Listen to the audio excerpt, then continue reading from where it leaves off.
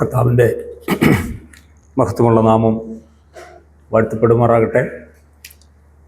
ആദരണീയരായ ദൈവമക്കൾ, കർത്താവിൻ്റെ വലിയൊരു ദാസൻ സണ്ണി ഫിലിപ്പങ്കൾ, സഭയുടെ മൂപ്പന്മാർ, സഭയിലെ വിശ്വാസികൾ, my son, my student and my fellow servant Sagar,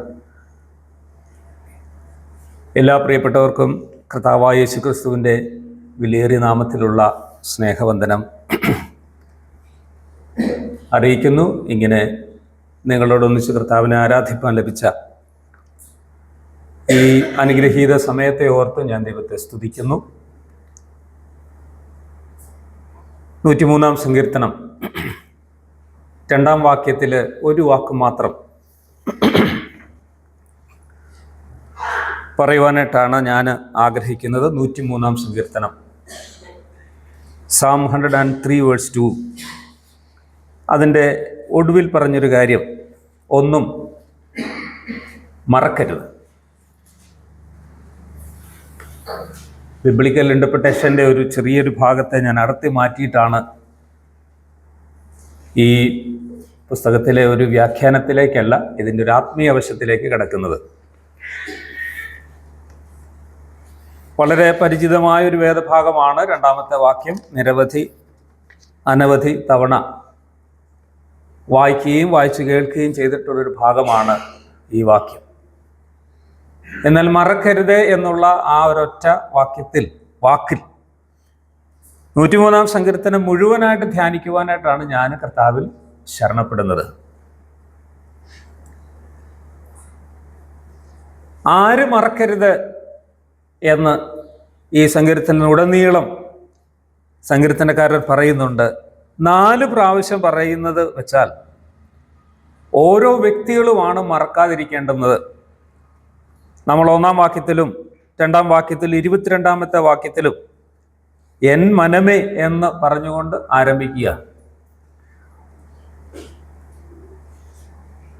സങ്കീർത്തനക്കാരനോട് തന്നെ he speaks to himself and says, do not forget. തന്നെത്താൻ പറയുകയാണ്, മറക്കരുത്. ഒരു വലിയ വാണിങ് ഇന്ന് രാവിലെ നമുക്കെല്ലാവർക്കും കരുതിക്കൊള്ളേണ്ടത്, ഈ ജീവിതത്തിൽ പലതും മറക്കുവാൻ പാടില്ല എന്നുള്ള വലിയ സത്യമാണ്. അതിലാദ്യം മറക്കാതിരിക്കേണ്ടുന്നത് ഓരോ വിശ്വാസികളുമാണ്. 3 മുതൽ 5 വരെയുള്ള വാക്യങ്ങൾ വായിച്ചാൽ പാപങ്ങൾ മോചിക്കപ്പെട്ട ആളുകൾ, അങ്ങനെ വരുമ്പോൾ അതാരാണ്? വിശ്വാസികളാണ്. പാപങ്ങൾ മോചിക്കപ്പെട്ട, അകൃത്യങ്ങൾ മോചിക്കപ്പെട്ട, വീണ്ടെടുക്കപ്പെട്ട, ദയയും കരുണയും ലഭിച്ച വിശ്വാസികൾ മറക്കരുത്. ഇനി 11ഉം 17ഉം വാക്യങ്ങൾ വായിച്ചാൽ കർത്താവിനെ ഭയപ്പെടുന്നവർ എന്ന് പറഞ്ഞാൽ ഭക്തന്മാരായ ആളുകൾ. 20 മുതൽ 22 വരെയുള്ള വാക്യങ്ങളിൽ എല്ലാ സൃഷ്ടിയും, അതിനകത്ത് ദൂതന്മാരുണ്ട്, സൈന്യങ്ങളുണ്ട്. അങ്ങനെയാണെങ്കിൽ ആരൊക്കെ മറക്കരുത്? ഓരോ വ്യക്തികളും മറക്കരുത്, വീണ്ടെടുക്കപ്പെട്ട ദൈവമക്കൾ മറക്കരുത്, അവനെ ഭയപ്പെടുന്ന ഭക്തന്മാരായ ആളുകൾ മറക്കരുത്. ഈ ലോകത്തിലെ സൃഷ്ടിജാലങ്ങൾ മറക്കാതെ ജീവിക്കണം എന്ന് നമ്മളെ ബോധിപ്പിക്കുക. മറവി എന്ന് പറയുന്നത് മനുഷ്യനുള്ളൊരു അനുഗ്രഹം കൂടെയാണ്. മറവി എന്നുള്ളതില്ലായിരുന്നുവെങ്കിൽ എത്രയോ കാര്യങ്ങൾ നമ്മൾ ഓർത്തോണ്ടിരുന്നേനുമായിരുന്നു. ദൈവം തന്നൊരു വരദാനമാണ് മറവി. എന്നാൽ ആ മറവിയുടെ മധ്യത്തിൽ മറക്കാതിരിക്കേണ്ടുന്ന പല കാര്യങ്ങളുണ്ട്. നമുക്ക് ഈ സങ്കീർത്തനം മുഴുവനായിട്ടൊന്ന് പഠിക്കാം. ചിന്തിക്കാം, എന്തൊക്കെയാണ് മറക്കാതിരിക്കേണ്ടുന്നത്? ഒരു വിശ്വാസി എന്ന നിലയിൽ, ഭക്തൻ എന്ന നിലയിൽ, വീണ്ടെടുക്കപ്പെട്ടവൻ എന്ന നിലയിൽ എന്താണ് മറക്കരുത് എന്ന് ദൈവം നമ്മളോട് ആവശ്യപ്പെടുന്നത്? വിവിധ വിഷയങ്ങൾ ഈ സങ്കീർത്തനം ഉൾപ്പെടുത്തിയിരിക്കുകയാണ്.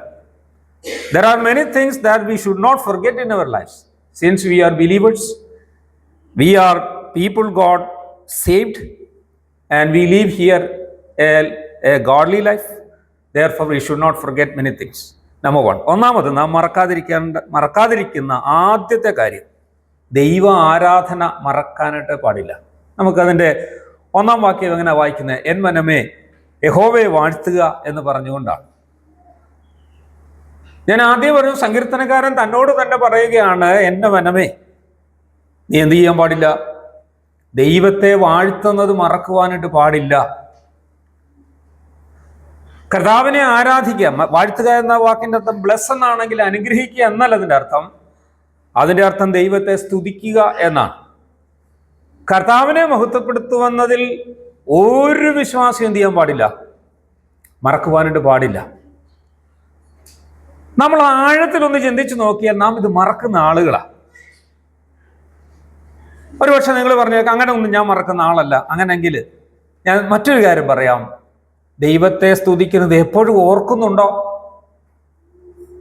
കർത്താവിനെ ആരാധിക്കണം എന്നുള്ളത്, സ്തുതിക്കുക എന്നുള്ളത്, മഹത്വപ്പെടുത്തുക എന്നുള്ളത് എപ്പോഴും ഓർക്കുന്നുണ്ടോ? Are we remembering praising God every time? കർത്താവിനെ ആരാധിക്കുക എന്നുള്ളത് എപ്പോഴും ഓർക്കുന്നുണ്ടോ? ഉത്തരം ഇല്ല എന്നുള്ളതാണെങ്കിൽ അതിന്റെ അർത്ഥം എന്താണ്? അതിന് നാം മറക്കുന്നു എന്നുള്ളതാണ്. ഈ സങ്കീർത്തനക്കാരൻ പറയുകയാണ്, മറക്കുവാനായിട്ട് പാടില്ല ഒരിക്കലും. കാരണം കർത്താവിനെ സ്തുതിക്കുവാനായിട്ടുള്ള രണ്ട് കാരണങ്ങൾ അവിടെ പറയുന്നുണ്ട്.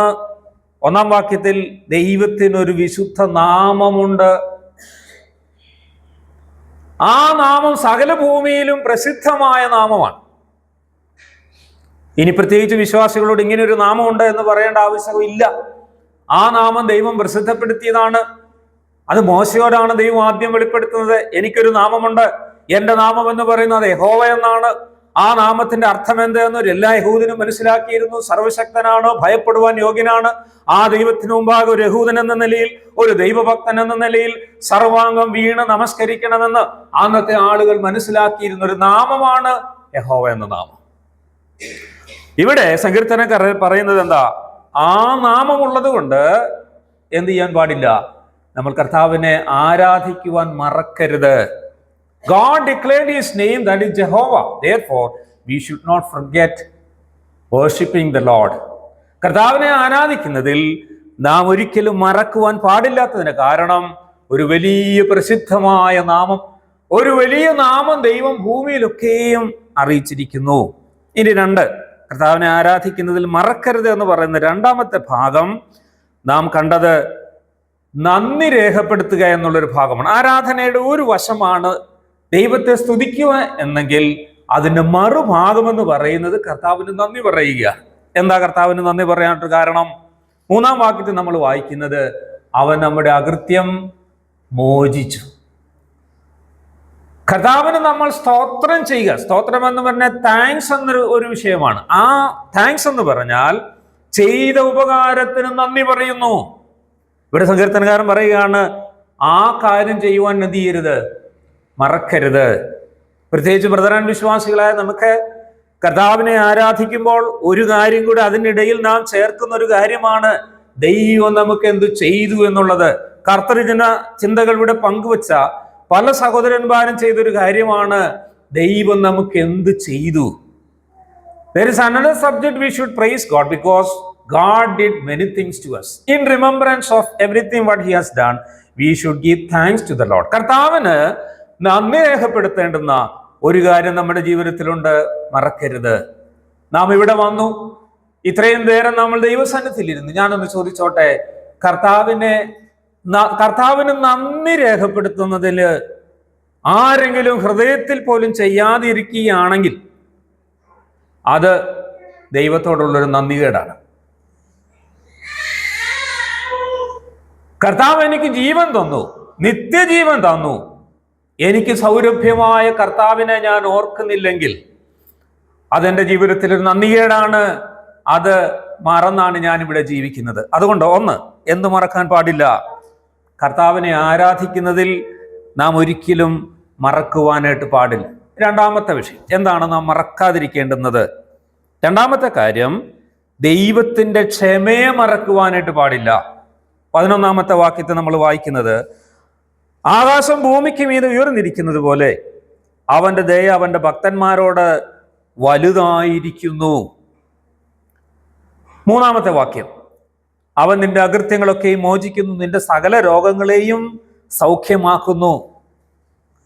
അപ്പൊ ദൈവത്തിന്റെ ദയയും കരുണയും എന്ത് ചെയ്യരുത് ഒരു വിശ്വാസി മറക്കുവാനായിട്ട് പാടില്ല.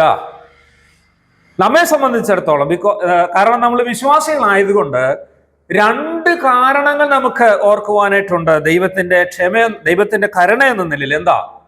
അവൻ നമ്മുടെ അകൃത്യം മോചിച്ചു തന്നു എന്നുള്ളതാണ്.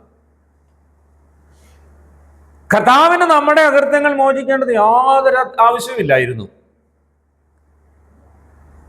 ഞാൻ പലപ്പോഴും ഓർക്കുന്ന ഒരു കാര്യം ഇങ്ങനെയാണ്, ദൈവത്തിന് പല സ്വഭാവങ്ങളുണ്ട്. ദൈവം എന്ന് പറയുന്നത് തന്നെ സ്വഭാവമാണ്.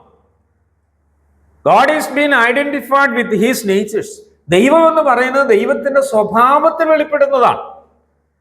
ദൈവം സ്നേഹമെന്ന് പറയുമ്പോൾ അതിന്റെ അർത്ഥം എന്താണ്? ദൈവം ഒരാളെ നോക്കിയിട്ട് കർത്താവ് പറയുകയാണ്, എനിക്ക് ഇവനോട് കരുണ തോന്നുന്നു, അതാ ദൈവത്തിന്റെ സ്നേഹം. അപ്പോൾ തന്നെ ദൈവത്തിന് വേറൊരു സ്വഭാവമുണ്ട്, ദൈവം നീതിമാനാണ്. അപ്പൊ നീതിമാനായ ദൈവം മനുഷ്യനെ നോക്കുമ്പോൾ എന്ത് സംഭവിക്കുന്നു? ദൈവത്തിന് ആ മനുഷ്യനെ സ്നേഹിക്കാൻ കഴിയില്ല.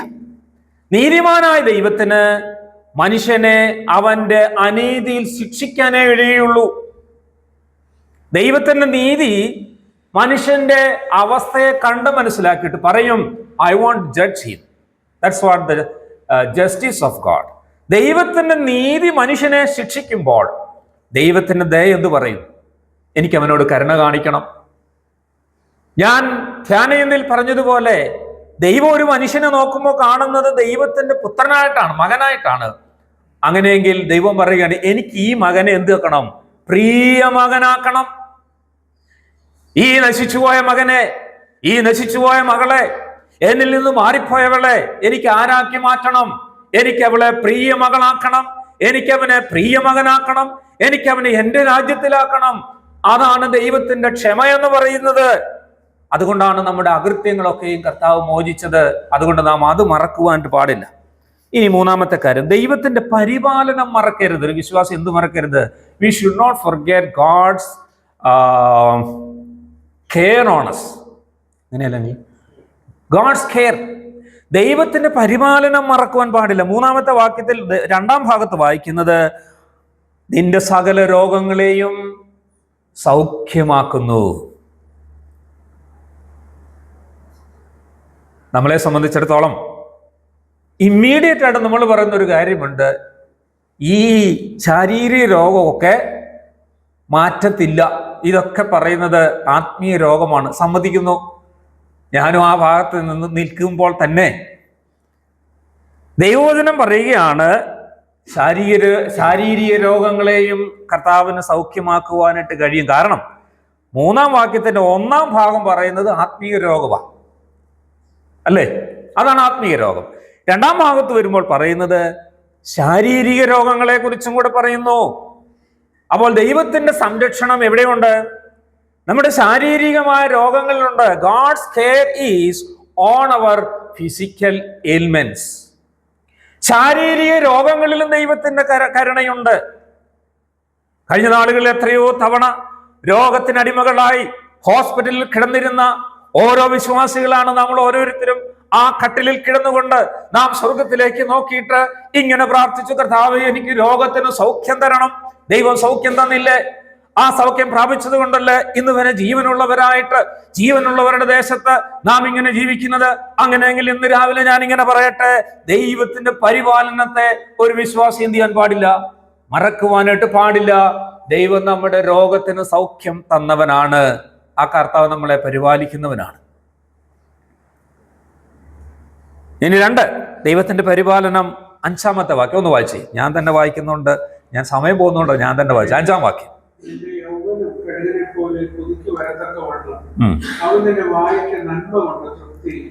ദൈവത്തിന്റെ പരിപാലനത്തിന്റെ അടുത്ത ഭാഗം തൃപ്തി തരുന്നു. ദൈവം നൽകുന്നു, തൃപ്തി തരുന്ന ദൈവമാണ്.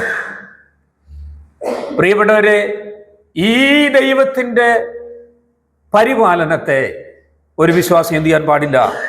മറക്കുവാനായിട്ട് പാടില്ല. ദൈവം അതാത് ജീവജാലങ്ങൾക്ക് അതാത് തൃപ്തി കൊടുക്കുന്നു. 147 സങ്കീർത്തനം 9 വാക്യത്തിൽ നമ്മൾ എന്നാ വായിക്കുന്നത്? അവൻ മൃഗങ്ങൾക്കും കരയുന്ന കാക്ക കുഞ്ഞുങ്ങൾക്കും, അടുത്തതെന്താ? അതതിന്റെ, ആ വാക്ക് അടിവരയിടണം, അതതിന്റെ ആഹാരം നൽകുന്നു. God gives to each animals and birds its own food. അതതിന്റെ ആഹാരം. ആനയ്ക്ക് കൊടുക്കുന്ന ഭക്ഷണം അല്ല ദൈവം ഉറുമ്പിന് കൊടുക്കുന്നത്. ഉറുമ്പിന് കൊടുക്കുന്ന അളവിൽ വലിയ ജീവിക്ക് ദൈവം കൊടുക്കുന്നില്ല എങ്കിൽ എന്താ അതിന്റെ അർത്ഥം?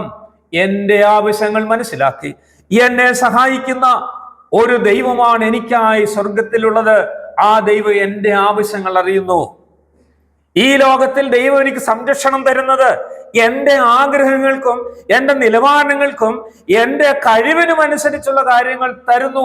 അതെനിക്ക് മതി എന്ന വിശ്വാസമാണ് ഒരു വിശ്വാസിയെ ഈ ഭൂമിയിൽ നടത്തേണ്ടത്. അപ്പോൾ നാം മറക്കാതിരിക്കേണ്ട മൂന്നാമത്തെ കാര്യം, ദൈവത്തിന്റെ പരിപാലനത്തെ നാം മറക്കുവാൻ പാടില്ല. വളരെ പെട്ടെന്ന് പോകട്ടെ. എന്തൊക്കെയാണ് ദൈവം തരുന്ന ചില തൃപ്തികൾ? ദൈവം ആഹാര തൃപ്തി നൽകുന്നു. പുറപ്പാട് ദിവസം 16-8 വാക്യത്തിൽ നാം വായിക്കുന്നു ആഹാര തൃപ്തി. പെട്ടെന്ന് പറയാം. ലേവ്യ പുസ്തകം 25-ാം 19 വാക്യം തൊഴിൽ തൃപ്തി. സങ്കീർത്തനം 91-16 ആയുസ് തൃപ്തി. 103-ാം സങ്കീർത്തനം 5-ാം വാക്യം നന്മ എന്ന തൃപ്തി. 145-ാം സങ്കീർത്തനം 16 പ്രസാദം എന്ന തൃപ്തി. സദൃശവാക്യം 1:31 ആലോചനകളിൽ തൃപ്തി. സദൃശവാക്യം 14 പ്രവൃത്തികളാൽ തൃപ്തി. എന്തോരം തൃപ്തികളുണ്ട്? ഒരു ദൈവം ഒരു വിശ്വാസിക്ക് നൽകുന്ന അനേക തൃപ്തികൾ ഇവിടെയുണ്ട്. ദൈവം ആഹാര തൃപ്തി നൽകുന്നു, ഞാൻ വിശദീകരിച്ചതാണ്. 2, തൊഴിൽ തൃപ്തി തരുന്നു. നമ്മൾ കഴിഞ്ഞ നാളുകളിൽ തൊഴിലിന് വേണ്ടി പ്രാർത്ഥിച്ചു. ആ ജോലി ദൈവം നമുക്ക് തന്നില്ലേ? ദൈവം ഒരുക്കി തന്ന തൊഴിൽ തൃപ്തിയായിരുന്നു അത്. ആയുസ് എന്ന തൃപ്തി നൽകുന്നു. 70-80 കഴിയുമ്പോൾ ഒരു കാര്യം നാം മനസ്സിലാക്കുന്നത് എങ്ങനെയാണ്? ഇത് ദൈവം എനിക്ക് തന്ന തൃപ്തിയാണ്. 50 വയസ്സുള്ള എന്നെ സംബന്ധിച്ചിടത്തോളം എനിക്കുള്ള തൃപ്തി എന്ന് പറയുന്നത് എന്താണെന്ന് അറിയാമോ? കഴിഞ്ഞ 50 വർഷം ഈ ഭൂമിയിൽ വഴി നടത്തിയ ദൈവത്തിന്റെ നടത്തിപ്പാണ്. അതാണ് എന്റെ തൃപ്തി.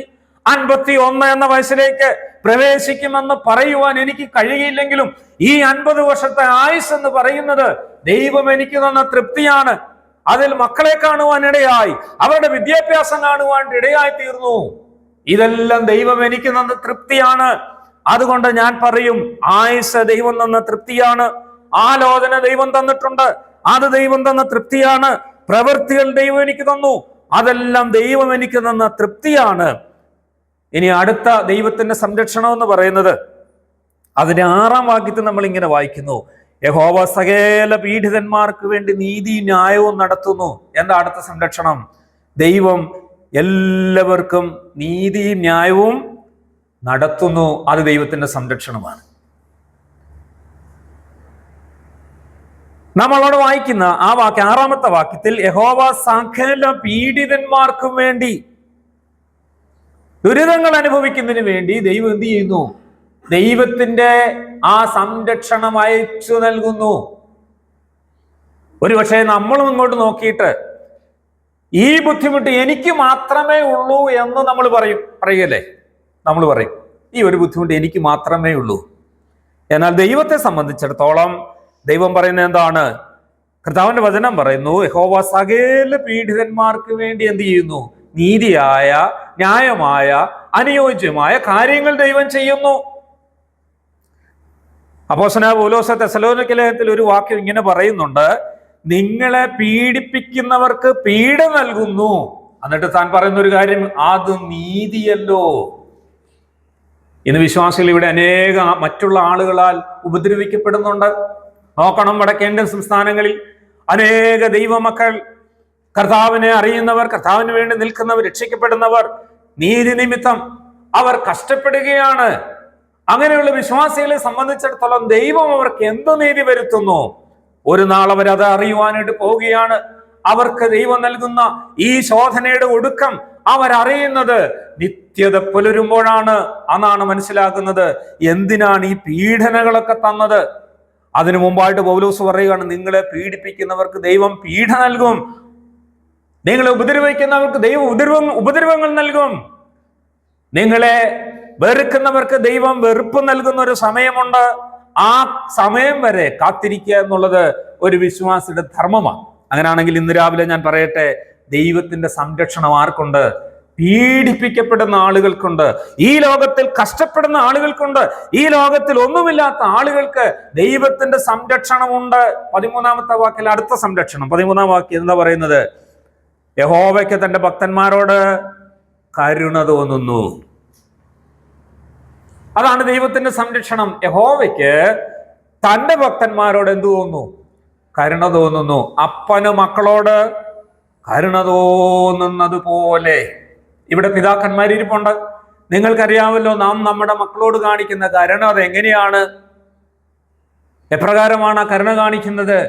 അതിരുകളില്ലാത്ത കരുണ ഭൂമിയിലുള്ള ഒരു പിതാവിന് ചെയ്യുവാൻ സാധിക്കുമെങ്കിൽ ഇന്ന് രാവിലെ ഞാൻ പറയട്ടെ, സ്വർഗത്തിലെ ദൈവത്തിന് നാം വിചാരിക്കുന്നതിനപ്പുറത്തെ കരുണ നമ്മുടെ ജീവിതത്തിൽ ചെയ്യുവാനായിട്ട് കഴിയും. അതാണ് ദൈവത്തിന്റെ സ്നേഹം. അത് നാം മറക്കുവാനായിട്ട് പാടില്ല. ആ സംരക്ഷണം മറന്നിവിടെ ജീവിക്കരുത്. കർത്താവ് എത്രയോ കരുണയോടുകൂടെയാണ് നമ്മളോട് ഇടപെട്ടുകൊണ്ട് ഇരിക്കുന്നത്.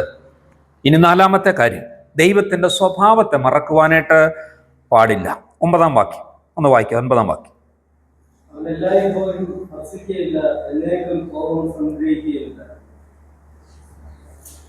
നാം വായിച്ച വാക്യത്തില് ദൈവത്തിന്റെ സ്വഭാവം നമ്മൾ പറയുന്നത് എന്താ?